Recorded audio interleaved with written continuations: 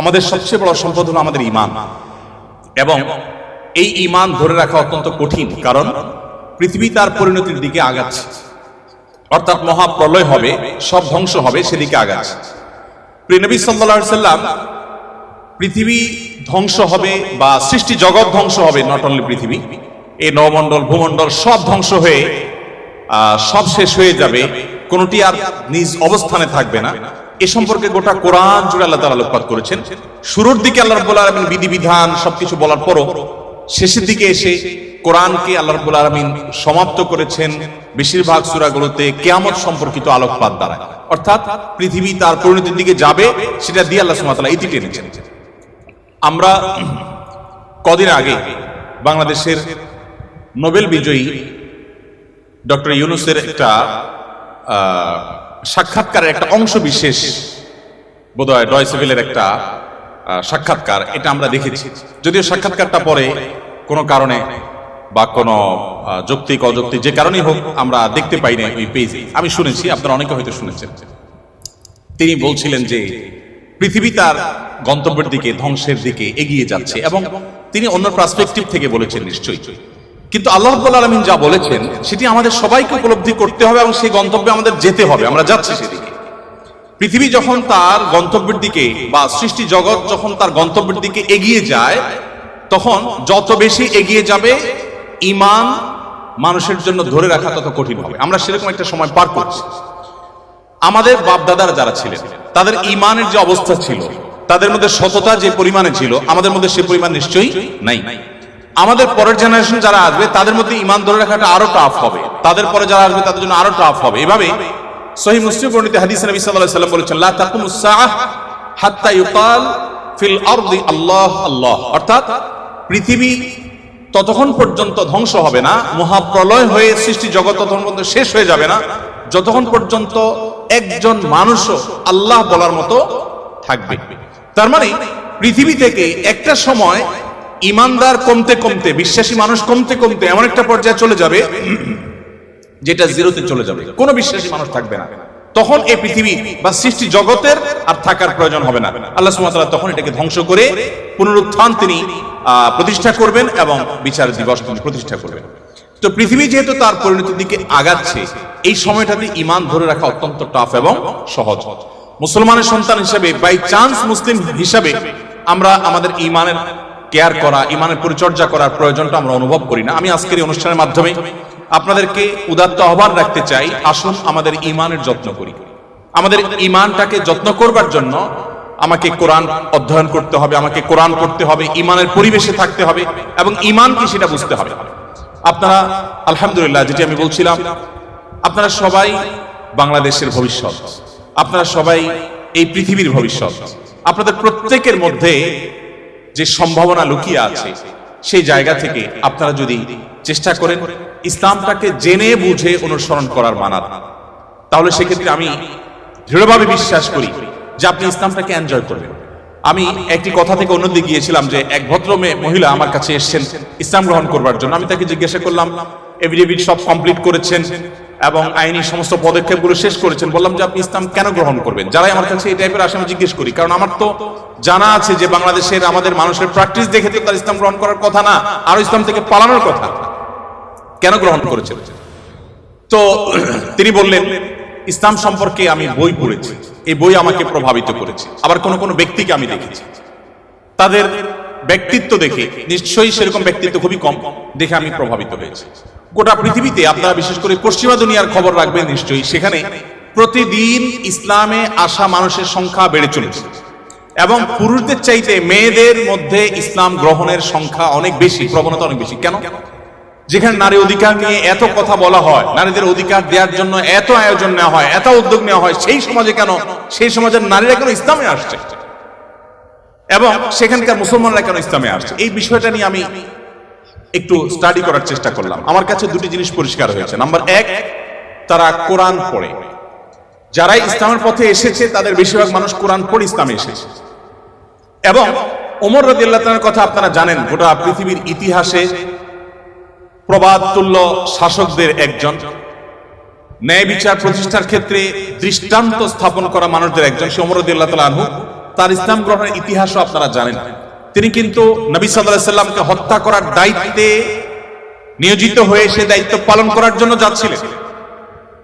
প্রতিমধ্যে তিনি তার বোন ভগ্নিপতির কণ্ঠের তেলাওয়াত শুনেছেন। এই ঘটনা বিভিন্ন ভাবে বর্ণিত হয়েছে, আপনারা জানেন।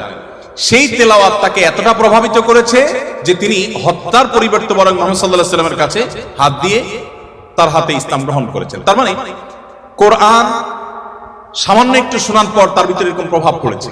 আপনাদেরকে আরেকটা গল্প শোনাতে চাই। তুফাইল ইবনে আমর আদ-দুসি একজন বড় মাপের কবি ছিলেন ইয়েমেনে। শুধু বড় মাপের নয়, আমরা জাতীয় কবি বলি, তখনকার জাতীয় কবির কালচার ভাবে ছিল না। যদি থাকতে হয়তো তিনি ইয়েমেনের জাতীয় কবি থাকতেন তখনকার। তুফাইল ইবনে আমর আদ-দুসি, দুস ওনার গোত্রের নাম। উনি যেহেতু বড় সাহিত্যিক এবং কবি ছিলেন, এবং সেই সময়ে কবি সাহিত্যিকদের অনেক কদর ছিল। বড় বড় রাজদরবারগুলোতে কবি সাহিত্যিকদেরই পদচারণা সবচেয়ে বেশি ছিল, এবং সবচেয়ে বড় পুরস্কারগুলো তারাই জিততেন। প্রশংসা করে রাজাদেরকে বিভিন্ন কবিতা, বিভিন্ন পংক্তি, বিভিন্ন লেখা এগুলো উপহার দিলেই পুরস্কার পেতেন। তো তুফাইল ইবনে আমর আদ-দুসি যেহেতু সাহিত্যিক ছিলেন, ভিআইপি ছিলেন, তিনি মক্কা উমরা করতে এসেছেন। মুহাম্মদ সাল্লাল্লাহু আলাইহি ওয়াসাল্লাম তখন গোপনে ইসলাম এর দাওয়াত দিচ্ছেন। মক্কায় আসার পর তার বন্ধু বান্ধব যারা মক্কায় ছিলেন কবি সাহিত্যিক, তারা বললেন, দেখো আমাদের এখানে তো একটা লোক তার কথা শুনলেই মানুষ তার জাদুতে আক্রান্ত হয়ে যায়, বাপদাদা ধর্ম ছেড়ে দেয়। তো তোমার ব্যাপারে আমরা আশঙ্কা করছি যে তুমি এরকম অবস্থার মধ্যে পড়তে পারো। তাহলে একটা বুদ্ধি হলো, তুমি কানের মধ্যে তুলো দিয়ে রাখো, দোনো কানের ফুটো এমন ভাবে বন্ধ করে দাও যে তুমি উমরা যখন করবা, তওয়াফ করবা, সাই করবা, এই টাইমে যাতে ওই ভদ্রলোকের কোনো কথা তোমার কানে না আসে। এই সময়টা তুমি এইভাবে একটু পার করো। তিনি তাদের পরামর্শ অনুযায়ী দোনো কান বন্ধ করে ফেললেন, এবং তিনি ওইভাবে কিন্তু উমরার কাজ শেষ করলেন। একটা পর্যায়ে তার মনে হলো যে আমি এত বড় সাহিত্যিক মানুষ, বুদ্ধিজীবী মানুষ, পড়াশোনা করা মানুষ, একটা মানুষ কথা বলবে আর আমি গলে যাব, ভুলভাল বললে আমি সেটা মেনে নিব, আমি তো এত অর্বাচীন না, আমাকে এত ভয় কেন পেতে হবে? তিনি কানের তুলো টুলো খুলে ফেলে দিলেন, এবং এরপর তিনি হারামের কোন এক জায়গা থেকে কোরআনের কিছু আয়াতের অংশ বিশেষ তার কানে আসবে। আসার পর তিনি সাহিত্যিক মানুষ, বুঝলেন যে এটা তো এই মানের ভাষা, এই মানের সাহিত্য, এটা তো কোনো মানুষের রচনা হতে পারে না, বা এই ধরনের রচনা তো আমি আগে পড়ি নাই, এটা তো একটু ব্যতিক্রম মনে হচ্ছে। তিনি তখন মুহাম্মদ সাল্লাল্লাহু আলাইহি ওয়াসাল্লামকে অনুসরণ করতে শুরু করলেন। পেয়ে গেলেন আলী রাদিয়াল্লাহু তাআলাকে, সম্ভবত আলীরই তেলাওয়াত শুনেছেন। তখন আলী রাদিয়াল্লাহু তাআলাকে বললেন, দেখো আমাকে তার কাছে নিয়ে যাও, মুশকিল হলো আমার বন্ধু বান্ধবরা দেখলে তো আমার জাত যাবে, বা তারা আমাকে এমন আছে টর্চারও করতে পারে, তাহলে এক কাজ করো, নিয়ে চলো। আলী রাদিয়াল্লাহু সামনে সামনে যাচ্ছেন, উনি পিছু পিছু যাচ্ছেন। যে পরে তিনি ইসলাম গ্রহণ করলেন, এবং তিনি অনেক টর্চারের মুখোমুখি হলেন। তার মাধ্যমে ইয়েমেন ইসলাম ঢুকে, প্রথম ব্যক্তি ইয়েমেন থেকে ইসলাম গ্রহণ করা। আমি আপনাকে 50টা ঘটনা শোনাতে পারবো যে মানুষগুলো ইসলাম গ্রহণ করেছেন শুধুমাত্র কোরআন স্টাডি করে, কোরআন পড়ে। আমি আপনাদেরকে আজকে আহ্বান করে যেতে চাই, বাই চান্স মুসলমান আমরা যারা আছি, আমরা একটু ইসলামটাকে বোঝার চেষ্টা করি, আমরা ইসলামটা একটু জানার চেষ্টা করি। আমরা অনেকে মনে করি কোরআন হাদিস এগুলো হুজুরদের সাবজেক্ট, এগুলো শুধু ওনারা পড়বেন, আমরা শুধুমাত্র হুজুরদের মুখের দিকে তাকিয়ে থাকবো আর শুনবো। আপনি সেই ধর্মের অনুসারী, যে ধর্মের প্রথম নির্দেশ কিন্তু নামাজ পড়া নয়, যে ধর্মের প্রথম নির্দেশ কিন্তু রোজা রাখা নয়, যে ধর্মের প্রথম নির্দেশ হলো ইকরা, তুমি পড়ো। আপনি সেই ধর্মের মানুষ, যেই ধর্মে আপনাকে জ্ঞান ভিত্তিক দ্বীন আপনাকে গ্রহণ করতে বলা হয়েছে। আল্লাহ সুবহানাহু ওয়া তাআলা কোরআনে বলেছেন, ফাআলাম আন্নাহু লা ইলাহা ইল্লাল্লাহ।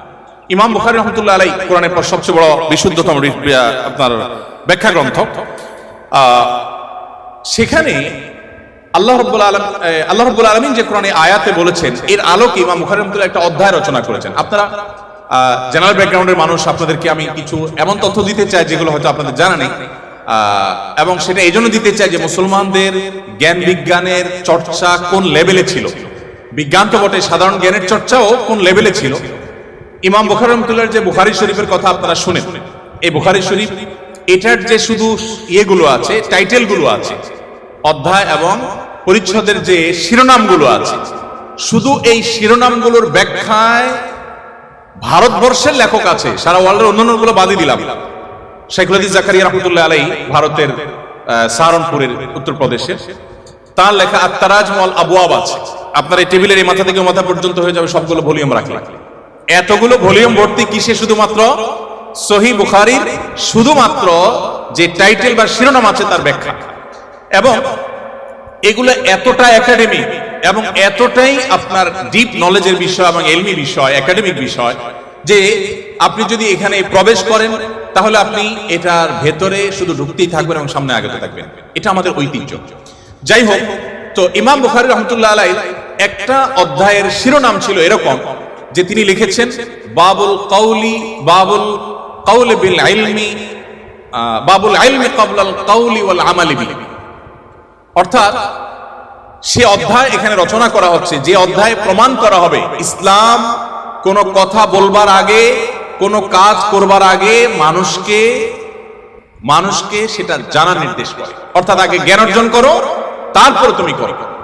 ইভেন আল্লাহ সুবহানাহু ওয়া তাআলা কোরআনে বলছেন ফাআলাম আন্নাহু লা ইলাহা ইল্লাল্লাহ, আল্লাহ ছাড়া সত্যিকার ইবাদতের উপযুক্ত আর কেউ নেই, এই কথার জ্ঞান তুমি অর্জন করো। দেখুন আল্লাহ সুবহানাহু ওয়া তাআলা কিন্তু বিশ্বাসের কথাটাই বলছেন, কিন্তু জ্ঞান দিয়ে বলছেন। তার মানে তুমি জানো কেন আল্লাহ ছাড়া সত্যিকার ইবাদতের উপযুক্ত থাকতে পারে না, কেন একাধিক স্রষ্টা থাকতে পারে না, কেন তুমি সেই জিনিসটা জানার চেষ্টা করো। কেন বলতে আমি এখানে আল্লাহ সুবহানাহু ওয়া তাআলা দর্শন জানতে নির্দেশ করেছেন তা নয়, আল্লাহ বলেছেন যে এই বিষয়ের স্বচ্ছ ধারণা এবং ইলম যেন আমাদের মধ্যে আসে। কিন্তু দুঃখজনক আমরা কোরআন পড়ি না, আর পড়লেও বুঝে পড়ি না। পৃথিবীতে সবচেয়ে বেশি পাঠ করা হয় যে গ্রন্থ সেটা কোরআন। কোরআনের চেয়ে বেশি পাঠ করা হয় সর্বযুগে সর্বকালে এরকম আরেকটি গ্রন্থ পৃথিবীতে নেই যে এত বেশি পরিমাণে পাঠ করা হয়। আর দুঃখজনক সত্য এটাও যে পৃথিবীতে না বুঝে পাঠ করার ক্ষেত্রে কোরআনের চাইতে আর বিকল্প বা আরেকটা গ্রন্থ আপনি খুঁজে পাবেন না। কোরআনই একমাত্র গ্রন্থ যে আমরা মুসলমানরা সেটাকে না বুঝেই শুধুমাত্র পড়ি। হ্যাঁ, কোরআন না বুঝে পড়লেও আপনি সওয়াব পাবেন, এটা একটা কাজ হবে। না বুঝে পড়লে কি লাভ হবে আমরা অনেকে বলি। আজকাল আপনারা জানেন অনেক টেকনোলজি আবিষ্কার হয়েছে, আপনারা টেকনোলজির লোক, যে একটা সিম্পল জিনিস আমাদের সবার হাতে হাতে আছে, স্মার্টফোন। আমরা যদি বলি হাই শ্রী কল অমুক, সাথে সাথে কিন্তু আপনার কোনো টিপাটিপি ছাড়াই সেই অমুককে কল করবে, মোবাইল করবে না ডিভাইস।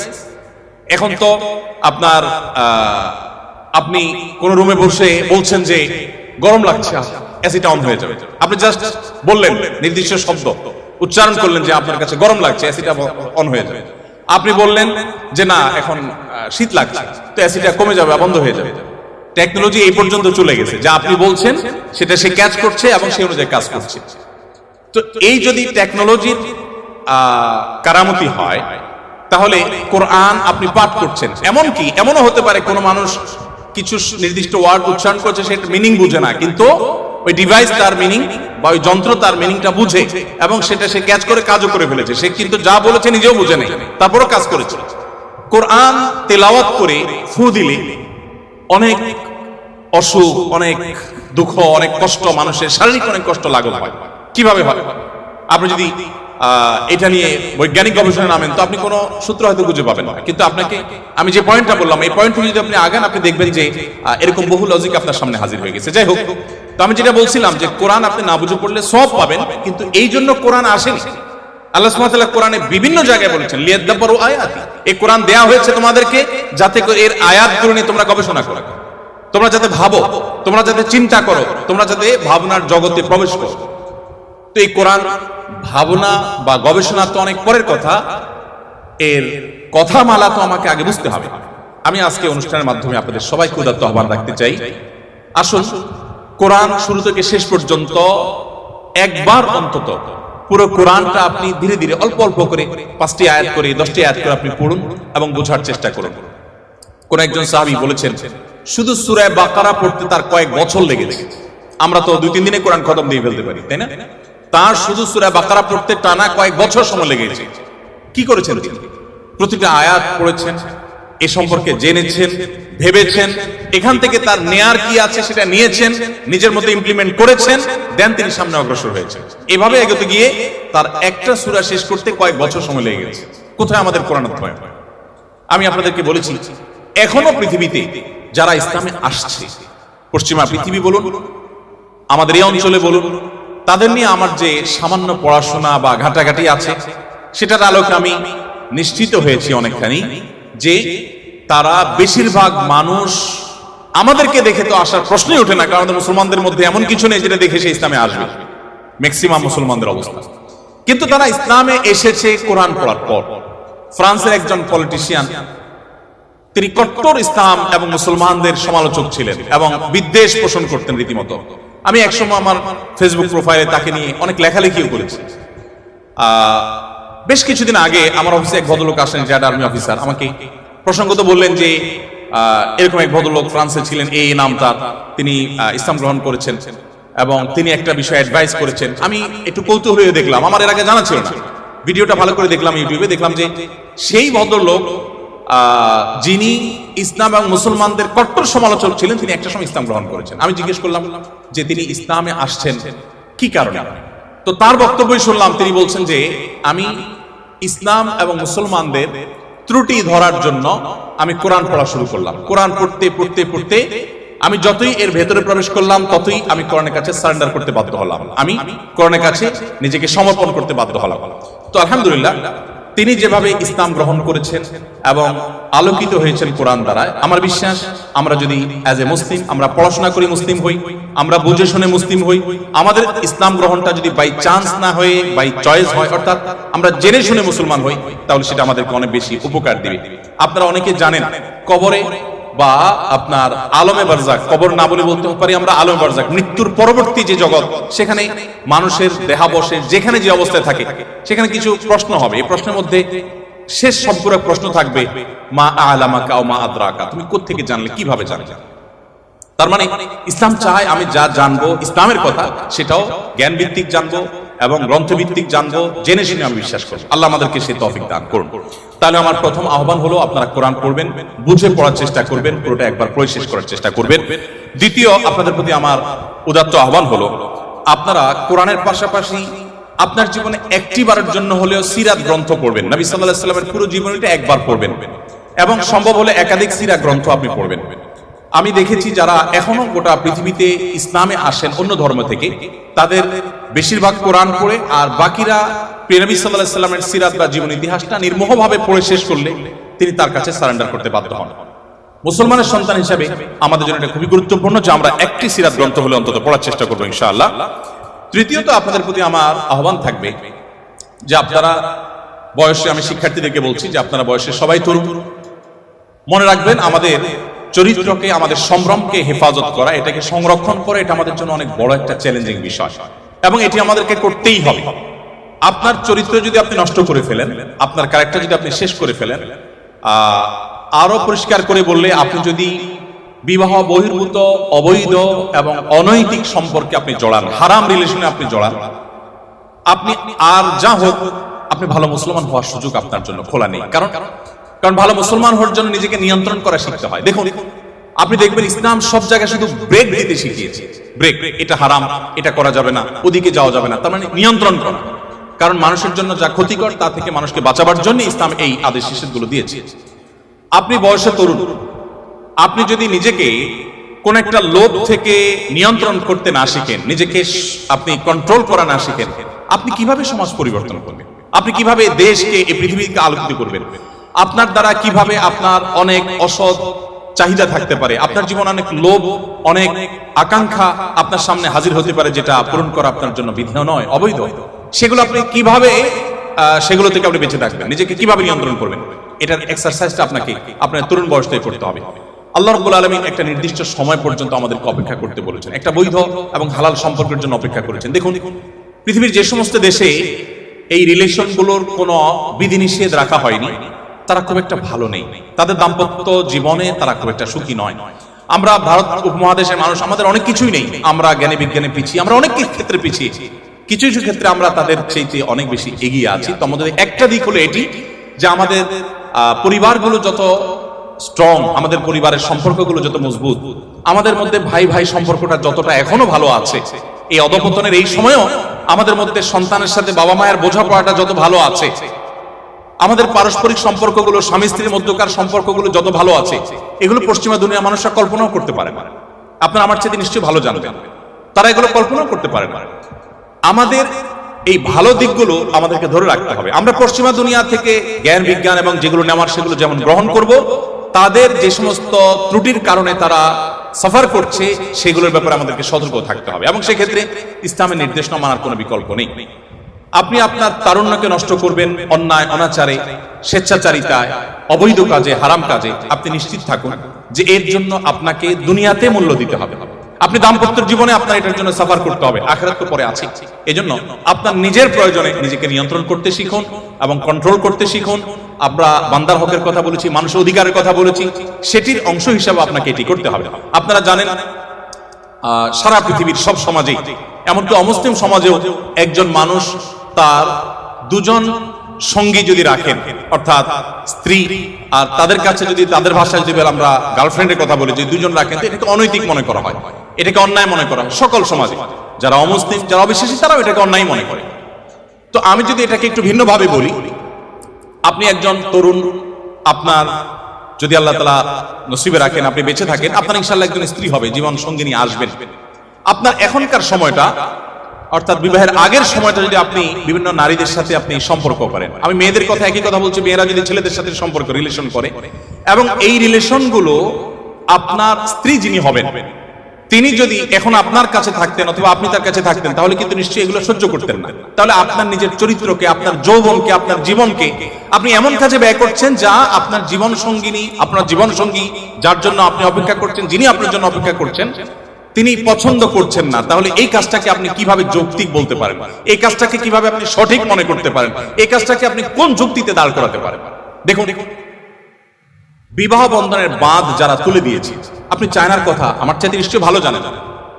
চায়নার মতো একটা দেশ, এত পপুলেশনের দেশ, জন্মের হার কোনোভাবে কোনো মেকানিজমে বাড়াতে পারছে না, এত প্রণোদনা দেওয়া হচ্ছে। ইটালির কথা আমি গত কয়েকদিন আগে পত্রিকা পড়েছি, আপনারা নিশ্চয়ই আমার থেকে ভালো জানবেন যে ইটালি, চায়না, অনেক দেশ আছে পৃথিবীতে যারা তাদের জন্মের হারকে স্বাভাবিক করবার জন্য সরকারি প্রণোদনা বিভিন্ন ভাবে দেওয়ার পরও কোনোভাবে তারা স্বাভাবিক করতে পারছে না।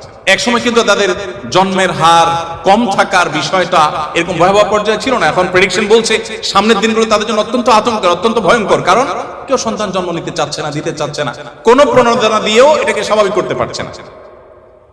এগুলোর একটি কারণ, অনেক কারণের মধ্যে একটা কারণ হলো বিবাহ বহির্ভূত সম্পর্ককে অ্যাপ্রিসিয়েট করা। যে সমাজে এটাকে যত বেশি অ্যাপ্রিসিয়েট করা হয়, সেখানে পরিবার ব্যবস্থা তত দ্রুততার সাথে ভেঙে পড়ে। আপনি আমাদের কথা যদি বলেন, বাংলাদেশে বিবাহ বিচ্ছেদের হার নিয়ে প্রতিনিয়ত আমরা পত্রিকায় বিভিন্ন প্রতিবেদন পড়ি এবং আমাদের কপালে ভাঁজ পড়ে। আমি মাহফিল বা ইসলামিক প্রোগ্রাম একসময় নিয়মিত করতাম, এবছর মাহফিল না করার ঘোষণা দিয়েছি আমরা। তো মাহফিল করতে গিয়ে বিভিন্ন জনপ্রতিনিধি, এলাকার বিভিন্ন নেতৃস্থানীয় মানুষদের সাথে উঠা বসা হয়। আমি অনেক জায়গায় শুনেছি, বিশেষ করে মৌলভীবাজারের এক চেয়ারম্যানের কথা আমার এখনো মনে পড়ে। ভদ্রলোক বললেন যে, ভাই, মাত্র 10 দিন হলো আমি দায়িত্ব বুঝে নিয়েছি নির্বাচনের পর।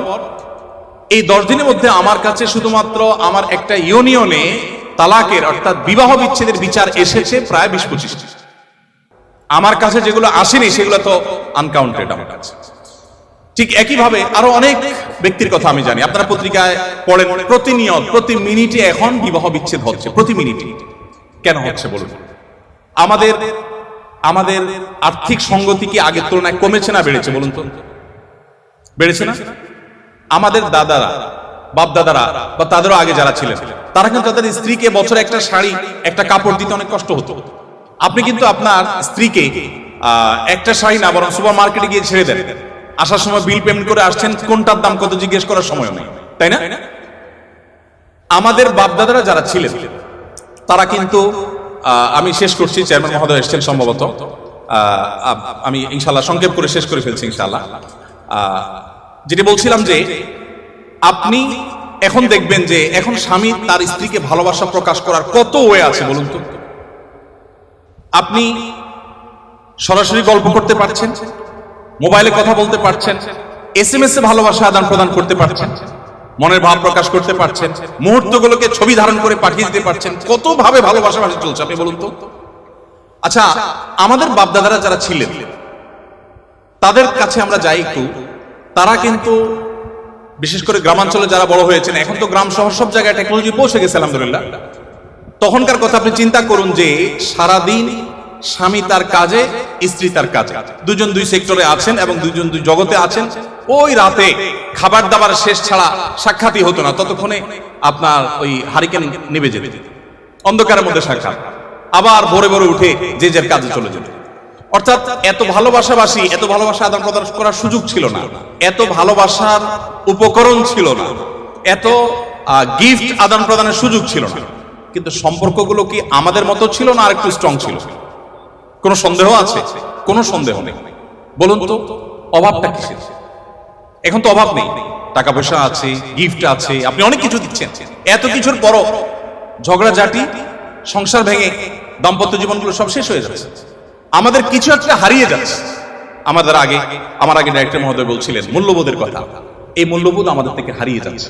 এই মূল্যবোধ যত হারিয়ে যাবে, আমাদের ইস্পাত সভ্যতা, লোহার সভ্যতা, এটাতে আমরা এগিয়ে যাব, বাট আমরা পশুদেরকে হার মানানো এক সমাজ আমরা কিন্তু পাবো।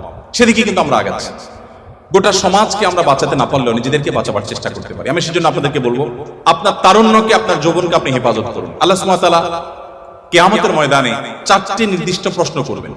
এই প্রশ্নগুলোর উত্তর দেওয়ার আগে কেউ 2 পা নাড়াতে পারবে না। নবী করিম সাল্লাল্লাহু আলাইহি ওয়াসাল্লাম বলেছেন, লা তাযুলু কদমা আবদিন ইয়াওমাল কিয়ামাতি হাত্তা ইউসআলা আন আরবা। 4টি প্রশ্নের উত্তর দেওয়া ছাড়া কোনো মানুষ তার পা নাড়াতে পারবে না। সে 4টি প্রশ্নের একটা প্রশ্ন হলো ওয়া আন শাবাবিহি ফিমা আবলা। তোমার যৌবন কালটা তুমি কিভাবে কাটিয়েছো? দেখুন, আমাদের সমাজে যুবকরা নামাজ কালাম ধরলে বা একটু ধর্মকর্ম করলে বা একটু ভালো মানুষ সাজলে সমাজের মানুষ ওটাকে ভালোভাবে নেয়, তাই না? যে যুবক মানুষ এত ভালো হতে যাবে, আর এই বয়সে একটু আত্মু করবে না, ভালো হওয়ার বয়স হয়েছে এখনো, আমরা এইভাবে দেখি না জিনিসটাকে। আচ্ছা, আল্লাহ রাব্বুল আলামিন সেজন্য যৌবনে কি করেছেন আপনি সেটা আলাদা জানতে চাইবেন। আপনি দেখবেন অনেক মানুষ আছেন যৌবন বয়সের সমস্ত অপকর্ম করে বৃদ্ধ বয়সে তিনি হাজী সাহেব, গাজী সাহেব, দায়টাই রেখে বিরাট ভালো মানুষ সেজে গেছেন। আছেন আমাদের সমাজে। বরং ধারণাটাই এমন ভাবে বদ্ধমূল হয়ে গেছে যে যা খুশি তা করো, একটা বয়সে এসে ফেরেশতা সেজে যাও। সময় উপস্থিতি, এটি কোনো জীবন নয়, এটা কোনো আদর্শ নয়। আমাদেরকে আমাদের তরুণ সময়টাকে, তরুণ বয়সটাকে, আমাদের তারুণ্যকে আল্লাহর ইবাদতে, আল্লাহর দাসত্বে, আল্লাহর গোলামিতে কাটানোর চেষ্টা করতে হবে এবং আমাদেরকে নীতি এবং নৈতিকতা এবং মূল্যবোধ ধরে রাখার চেষ্টা করতে হবে। বলছিলাম ইসলামের কথা। ইসলাম দেখবেন সব জায়গায় আপনাকে কন্ট্রোল করতে শেখায়, সব জায়গায় আপনাকে নিয়ন্ত্রণ করতে শেখায়। ত্যাগ আগে, ভোগ পরে। যত উৎসব আছে, আপনি ইংরেজি নববর্ষ বলুন, এটা একটা উৎসব। এরকম যত উৎসব উদযাপন আছে সবগুলোতে দেখবেন শুধু ভোগের কথা বলা আছে, অনলি ভোগ। আপনি 31st নাইট উপলক্ষে যত আনুষ্ঠানিকতা সারা ওয়ার্ল্ডে হয়, ভোগ ছাড়া সেখানে ত্যাগের কোনো অপশন কি আছে? কোনো অপশন নেই। কিন্তু ইসলামের 2টি উৎসব, একটা ঈদুল ফিতর, একটা ঈদুল আজহা, এখানে ভোগের কথা আছে কিন্তু আগে ত্যাগ। আপনাকে ঈদুল ফিতরের আগে ফিতরা দিতে হবে, গরিবের বাসায় খাবার পৌঁছাতে হবে, তাদের হাসি নিশ্চিত করে এরপর আপনাকে হাসতে হবে। আপনি কোরবানির ঈদ করবেন, কোরবানির পশুর গোশত আপনি জবে করে খাবেন, আপনি গরিবকে দিতে হবে, তাকে মুখে হাসি ফোটাতে হবে, আপনি তারপরে খাবেন। আপনি তো সেই ধর্মের অনুসারী, আপনি তো মানুষের কল্যাণকামী হবেন। দেখুন, আপনারা তো জেনারেল ব্যাকগ্রাউন্ডে, আমি মাদ্রাসার প্রোগ্রামে বলি যে দেখুন, আমাদের দেশে ভালো আলেমের অভাব নেই, ভালো হুজুরের অভাব নেই, ভালো শিক্ষিত মানুষের অভাব নেই, আমাদের দেশে ভালো মানুষের অভাব। আপনারা আমার চেয়ে খুব ভালো করে জানবেন অভাব নাই। আমি এই অর্থে বলছি যে অনেক আছে, আরো দরকার আমাদের শিক্ষিত মানুষ, আরো দরকার আমাদের ভালো আলেম। কিন্তু যে পরিমাণ শিক্ষিত আছে সে পরিমাণ ভালো মানুষ নেই। যে পরিমাণ আলেম আছেন, এমনকি আলেম হলেও গতানুগতিক তিনি যে ভালো মানুষ হয়ে যাবেন এমনটা জরুরি না। আমরা ভালো মানুষ হওয়ার চেষ্টায় এগিয়ে যেতে হবে। আপনি যদি ভালো মানুষ হওয়ার চেষ্টায় আগান, আপনি জেনারেল ব্যাকগ্রাউন্ডের হওয়ার পরও আপনার এই পড়াশোনাটাকে ইবাদতে আপনি রূপান্তর করতে পারেন। কিভাবে সেটা? আপনার যদি ইন্টেনশন থাকে আমি জ্ঞান বিজ্ঞান শিখে, আমি এই টেক্সটাইল ইঞ্জিনিয়ারিং শিখে আমার এই জ্ঞান দিয়ে আমি আমার সমাজকে উপকৃত করব, দেশের মানুষকে উপকৃত করব, পৃথিবীর মানুষকে উপকৃত করব আমাদের টেকনোলজি দিয়ে, আপনি এই উদ্দেশ্যটা আনেন, সাথে সাথে আপনার উদ্দেশ্যের কারণে আপনার এই পড়াশোনাটা ইবাদতে পরিণত হয়ে যাবে। আর যদি আপনি বলেন যে আমি আমার অমুককে দেখিয়ে ছাড়বো, তমুককে দেখিয়ে ছাড়বো, এটা জাহির করে ছাড়বো, তাহলে সেক্ষেত্রে আপনি হয়তো দেখাতেও পারবেন না, আর আল্লাহর কাছে বিনিময় পাওয়ার প্রশ্ন ওঠে। এই জন্য আমি আপনাদেরকে আহ্বান করব যে আমাদের এই বয়সটাকে হেফাজত করতে হবে, বিশেষ করে তরুণ সময়টাকে হারাম সম্পর্কগুলো থেকে বেঁচে থাকার জন্য স্ট্রাগল করতে হবে। আমি বলি, যে যুবক নিজেকে এতটুকু কন্ট্রোল করতে পারে না, সে কিভাবে বিশ্ব জয় করবে, সে কিভাবে দুনিয়া জয় করবে, সে কিভাবে সমাজ